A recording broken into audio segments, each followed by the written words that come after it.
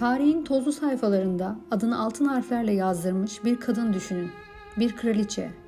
Ama yalnızca bir hükümdar değil, bir stratejist, bir diplomat, bir bilim tutkunu ve belki de çağının en zeki kadını. Adı Kleopatra. Onu sadece güzelliğiyle tanımlamak, bir yıldızı mum ışığında anlatmaya benzer. Çünkü o, Roma İmparatorluğu'nun diz çöktürecek kadar etkili, Sezar'ı ve Marcus Antonius'u büyüleyecek kadar cazibeli ama hepsinden öte, Mısır halkının kaderini değiştirecek kadar güçlüydü. Şimdi yaklaşık 2000 yıl öncesine Nil'in kıyısındaki ihtişamlı saraylara, entrikalarla dolu bir taht kavgasının tam ortasına gidiyoruz. Hazırsanız Kleopatra'nın gerçeğe dayanan ama neredeyse bir efsaneye kadar büyüleyici hikayesini birlikte dalalım. Mısır, piramitlerin gölgesinde yükselen bir uygarlık. Nil'in her yıl taşıyıp bereket saçtığı, tanrıların halkla iç içe yaşadığı bir yer. Ve bu kadim topraklarda M.Ö. 69 yılında İskenderiye'de bir bebek dünyaya gelir. Adı Kleopatra. 7. Feofilobadol. Ama durun, bu adın arkasında sıradan bir kraliçe yok. O, soy olarak Mısırlı değil, aslında Yunan kökenliydi. Yani bir Helen. Büyük İskender'in generallerinden biri olan Ptolemeus'un soyundan geliyordu. Ailesi yaklaşık 300 yıldır Mısır'ı yönetiyordu. Ama garip olan şu ki neredeyse hiçbiri Mısır'ın dilini öğrenmemişti. Ta ki Kleopatra'ya kadar. Evet, Kleopatra farklıydı. O sadece tahtın değil, halkının da kraliçesi olmak istiyordu. Bu yüzden çocuk yaşta Mısır dilini öğrendi. Latince, Yunanca ve birçok Doğu dili daha biliyordu. Edebiyata düşkündü, matematik ve astronomi ile ilgileniyordu. İskenderiye Sarayı'nda büyüyen bu küçük kız, sadece prenses değil, adeta bir öğrenci gibiydi. Sarayın kütüphanesi onun için bir oyun bahçesiydi. Büyük İskender'in hayali olan Doğu ile Batı'nın birleşimi, onun içinde şekilleniyordu. Fakat Kleopatra'nın çocukluğu ne yazık ki pembe bulutlar arasında geçmedi. Saray, ihanet, hırs ve ölümle doluydu. Babası 7. Ptolemeus, halk arasında Avledes yani flütçü kral olarak biliniyordu. Zayıf iradeli ve Roma'ya bağımlı bir hükümdardı. Ve taht uğruna kardeşlerinin birbirini öldürdüğü bu hanedanlıkta Kleopatra hayatta kalmayı daha küçük yaşta öğrenmek zorunda kaldı. Mısır tahtı altınla kaplı ihtişamla çevrili ama aslında ölümcül bir oyunun merkezinde. Kleopatra daha 18 yaşındayken babası Ptolemeus Avledes ölür. Yerine Mısır geleneğine göre kardeşiyle birlikte tahta geçer. Kleopatra ve 12 yaşındaki erkek kardeşi 8. Ptolemeus. Ama birlikte hükmetmek sandığınız kadar barışçıl bir şey değildir bu ailede. Çünkü Kleopatra zekasıyla ön plana çıktıkça genç kralın çevresindekiler onun karar verme ve saray mensuplarına danışmadan harekete geçme alışkanlığı bazı yüksek rütbeli görevleri rahatsız ediyordu. Bunun bir örneği, Ptolemeus krallığı bünyesinde istihdam edilen Romalı paralı askerlerin kendisinden yardım talep etmelerini önlemek amacıyla Suriye'nin Romalı valisinin oğullarını öldürmeleriydi. Bundan sorumlu olan askerleri derhal tutuklamış ve cezalandırmaları karşılığında mağdur olan babaya iade etmiştir. Kleopatra kazandığı birçok başarıya rağmen sarayı onun bağımsız tutumundan hoşnut değildi. M.Ö. 48'de başdanışmanı Bafinos ve generali Ahilles ile beraber Kleopatra'yı devirerek kız kardeşinden çok daha kolay kontrol edebileceklerine inandıkları 8. Ptolemeus'u başa geçirdiler. Kleopatra ve onun üvey kız kardeşi Arsinoe güvenlik gerekçesiyle Debeint'e kaçmıştır. Yanında sadece birkaç sadık hizmetli, biraz altın ve sonsuz bir hırs vardır. Bu bir başka soylu için son olabilir ama Kleopatra için bu bir başlangıçtı. Suriye sınırına yakın bir bölgede kamp kurdu. Ordular kiraladı, destek topladı. Çünkü onun için bu sadece bir taht meselesi değildi. Bu hayatta kalma savaşıydı. Mısır iç savaşın eşindeydi. İki kardeş aynı taht için karşı karşıyaydı. Ama Kleopatra'nın kaderini değiştirecek kişi binlerce kilometre uzakta. Roma'da kendi savaşını veriyordu. Jules Caesar.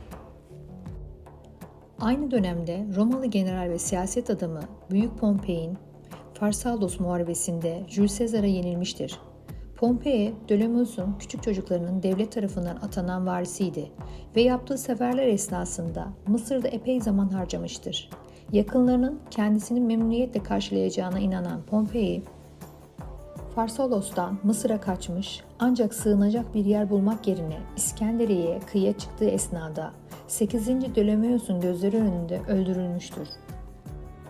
Sezar'ın ordusu Pompei'nin ordusundan sayısal yönden daha yetersizdi ve Sezar'ın kazandığı şaşırtıcı zaferin tanrıların onu Pompei'ye karşı kayırdığına inanılıyordu. Dahası 8. Ptolemaios'un danışmanı olan Bafinos için genç kralı geçmişten ziyade Roma'nın geleceğiyle ilişkilendirmek daha mantıklı görünüyordu. Pompei'nin peşinden lejyonlarıyla beraber Mısır'a ulaşan Sezar'ın Pompei'nin öldürülmesini öfkelenerek sıkı yönetim ilan ettiği ve kendisini Kraliyet Sarayı'nda yerleştirdiğini öyle sürülmektedir. 8. Ptolemaios sarayıyla beraber Belisium'a kaçmıştır. Ancak Sezar genç hükümdarın ortalığı karıştırmak maksadıyla kaçmasına müsamaha göstermeyecek ve onu İskenderiye'ye geri getirmiştir. Roma İmparatorluğu iç çatışmalarla çalkalanırken Sezar düşmanı Pompei'yi takip ederek Mısır'a gelir ve işte Kleopatra'nın zekası burada devreye girer. Kleopatra halen sürgünde olduğundan saraya elini kolunu sallayarak girmesinin mümkün olmadığını biliyordu. İktidarı yeniden ele geçirme şansını Sezar'da gören Kleopatra'nın görünüşte Romalı generale bir armağan olarak kendisini bir halıya sardırdığı ve ardından düşman hatlarına soktuğu anlatılmaktadır. Plutarkos bu hikayeyi şöyle anlatıyor. Kleopatra yanına sadece bir yakınını Sicilyalı Apollodorus'u alıp küçük bir tekneye bindi ve hava kararmaya başladığında sarayın bulunduğu yere vardı. Fark edilmeden içeri girmenin başka bir yolu olmadığından kendisini bir halı içine boylu boyunca gerinerek uzandı ve Apollodorus halıyı bağladıktan sonra onu içeride bulunan Sezar'a doğru taşıdı. Kleopatra'nın baştan çıkarıcı arsızlığını ilk kez gösteren bu küçük hilesinin Sezar'ı cezbeden ilk özelliği olduğu söylenmektedir. Kleopatra ve Sezar birbirine anında ilgi duymaya başladılar ve ertesi sabah 8. Ptolemaios Sezar'la buluşmaya geldiğinde Kleopatra ve Sezar çoktan sevgili olmuşlardı. Genç firavun küplere binmişti. Kleopatra ve Jules Caesar 8. Ptolemaios'a destek almak amacıyla General Ahilles'e müracaat etmiş ve İskenderiye'de Sezar'ın lejyonlarıyla Mısır ordusu arasında savaş patlak vermiştir. Sezar ve Kleopatra Roma takviye birlikleri gelip Mısır saflarına geçene kadar 6 ay boyunca Kraliyet Sarayı'nda kuşatma altında tutulmuştur. Hatta bazı tarihçilere göre bu dönemde İskenderiye'deki büyük kütüphane yanlışlıkla yakılmıştır. Ancak bu iddiaya kuşkuyla yaklaşılmaktadır. Roma'nın 13. Ptolemaios'a karşı kazandığı zaferden önce Kleopatra'nın üvey kız kardeşi Arsinoe kendisiyle birlikte geri dönen Ahilles'in kampına gitmek üzere saraydan kaçmış ve kendisini Kleopatra'nın yerine kraliçe ilan etmiştir. 13. Ptolemaios muharebesi sonrasında kaçmaya çalışırken Nil'de boğularak hayatını kaybetti ve Kleopatra'ya karşı yapılan ayaklanmanın diğer liderleri de muharebede ya da hemen sonrasında öldürüldüler. Arsinoe yakalanarak yenilgiyle Roma'ya gönderilmiş ancak Sezar tarafından canı bağışlanarak Efes'teki Artemis Tapınağı'nda yaşamaya sürgün edilmiştir. Kleopatra'nın ısrarıyla Marcus Antonius tarafından idam ettirildiği M.Ö. 41 yılına kadar bu tapınakta kalmıştır. Mısır tahtı artık bir adamın iradesine bağlıdır ve Kleopatra bu fırsatı sonuna kadar kullanacaktır. Jules Caesar artık yalnızca bir asker ve politikacı değil, aynı zamanda büyülenmiş bir adamdı. Ama Kleopatra bunu romantik bir zafer olarak görmedi. Onun planı daha büyüktü. Roma'nın gücünü arkasına alarak Mısır'daki tahtını sağlamlaştırmak. Sezar ile Kleopatra arasındaki bir ittifak doğdu. Bu salt bir aşk değildi, bu bir ortaklıktı. Sezar, Kleopatra'yı yeniden kraliçe ilan etti. Kardeşi 13. Ptolemaios ise bu hamleyi kabul etmedi ve orduyla karşı koydu. İşte Mısır tarihine İskenderiye Savaşı olarak geçen o çatışma. Sezar, Kleopatra'nın yanında savaştı. Nil kıyısında çarpıştılar. Sonunda Ptolemaios'un cesedi Nil'e sürüklendi. Ve Kleopatra bir kez daha taç giydi. Bu kez yeni bir kardeşi. 14. Ptolemaios'tu ama artık asıl güç onun elindeydi. Ve sonra Roma'ya doğru bir yolculuk başladı. Kleopatra, Sezar'ın davetiyle Roma'ya gitti. Yanında küçük oğlu Caesarion da vardı. Bu çocuk Jules Caesar'ın oğlu olarak tanıtılmasa da herkes bunun farkındaydı. Roma Senatosu bu durumu hoş karşılamadı. Çünkü Sezar artık gelenekleri yıkıyor, bir yabancı kraliçeyle, üstelik doğulu bir kadınla açıkça birlikte oluyordu. Bu sırada Sezar zaten Calpurnia ile evli olduğundan ve Roma ile iki eşliliğe karşı olan yasalar katı bir suretle uygulandığından Senato üyelerinin birçoğu ile halk Sezar'ın bu hareketinden rahatsızlık duymuştu. Kleopatra Roma'da kaldığı süre boyunca hayranlıkla izlendi. Giydiği kıyafetler, saray tarzı, zekası hepsi Roma kadınları için bir tehdit, erkekler içinse bir cazibe halindeydi. Kleopatra'nın verdiği meçhul övgü dolu armağanlar durumu düzeltmeye yetmedi ve Kikeronas, M.Ö. 45 yılında kaleme aldığı bir mektupta açıkça belirttiği gibi bilhassa öfkelenmişti. Kraliçeden nefret ediyorum. Çünkü vaat ettiği tüm hediyeler evlerin tepelerinde duyurabileceğim türden, benim karakterime uygun ve bilgiye dayalı şeylerdi. Ve Sezar'ın villasında yaşarken bizzat kraliçenin sergilediği yüzsüzlüğü hatırlamak bile bana ıstırap veriyor. Kikeronas ya da diğerleri Kleopatra ya da Sezar'la olan ilişkisi hakkında ne düşünürlerse düşünsünler, ikisi için de önemli değilmiş gibi görünmektedir. Her ne kadar görgü kuralları daha düşük bir düzeyde görünmelerini önerse de toplum önünde beraber görünmeye devam etmişlerdir. Bu hikaye uzun sürmedi. M.Ö. 44'te Jules Caesar senatörler tarafından suikaste uğradı ve Kleopatra için bu bir dönemin sonu demekti. Roma artık güvensizdi. Mısır'a geri döndü. Yanında oğlu Caesarion'la artık yalnızdı. Ama bir yandan da daha özgürdü. Çünkü o artık hem Sezar'ın sevgilisi hem de çocuğunun annesi olarak Mısır'da efsaneleşmişti. Ve şimdi yeni bir güç, yeni bir adam Roma'da yükseliyordu. Marcus Antonius. Roma karışıklık içindeydi. Sezar'ın ölümünden sonra iktidar üçe bölündü. Octavianus, Marcus Antonius ve Lepidus arasında güç savaşı başlamıştı. Marcus Antonius, Sezar'ın en yakın dostu ve generaliydi. Doğu eyaletlerinin kontrolü ona verilmişti ve Mısır'la yani Kleopatra'yla iletişime geçmesi gerekiyordu. Kleopatra bu çağrıyı basit bir görüşme olarak değil, tarihi bir sahne olarak kurguladı. M.Ö. 41 yılında Tarsus'a altınlarla süslenmiş, gümüş kürekli bir gemiyle geldi. Kıyafetleri tanrıça Isis'i andırıyordu. Saçları kına ile boyanmış, yanında müzisyenler ve dansçılar vardı. Marcus Antonius'un gözleri büyülendi. Ama Kleopatra yine aşk oyunları değil, siyasi stratejilerle sahnedeydi. Onun amacı Sezar'ın ölümünden sonra ortaya çıkan boşluğu Antonius ile birlikte doldurmaktı. İkili arasında güçlü bir bağ kuruldu. Bu kez yalnızca bir ittifak değil, gerçek bir aşk doğmuştu.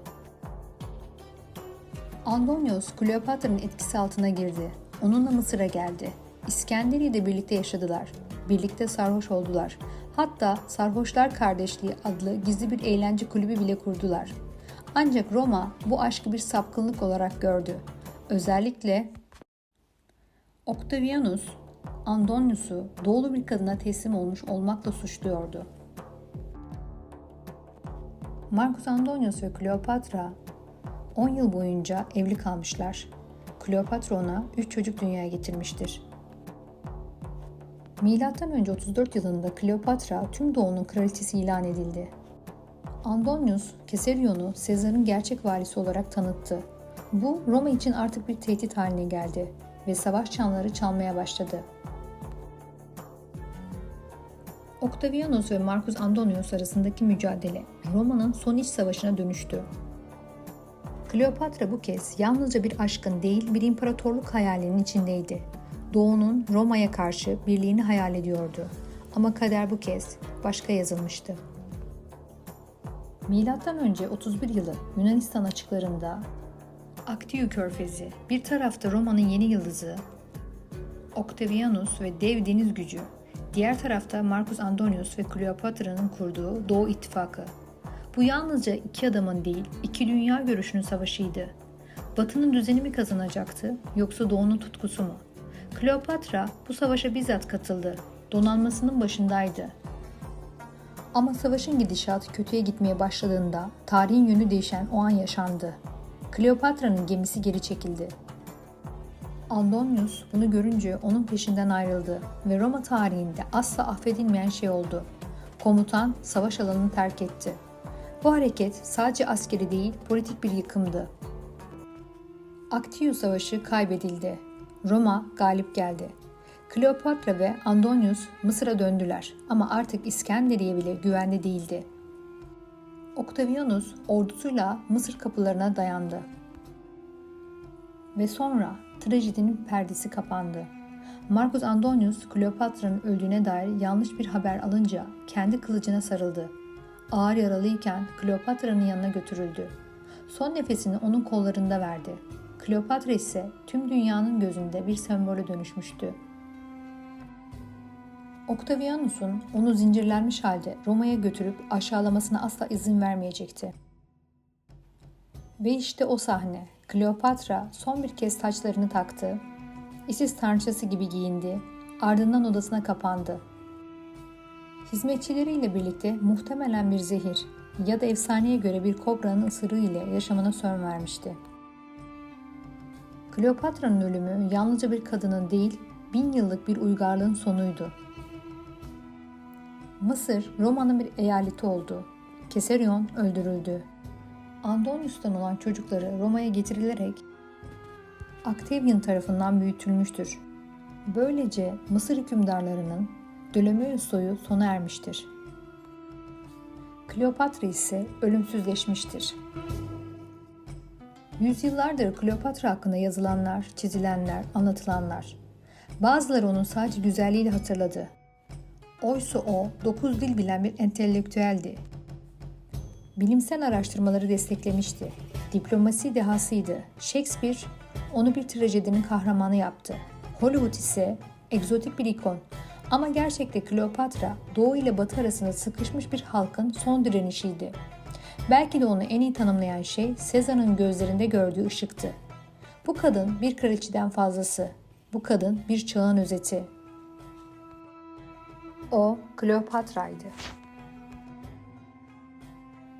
Bu ve buna benzer daha fazla içerikler için beğenmeyi ve kanalıma abone olmayı unutmayın. Hoşça kalın.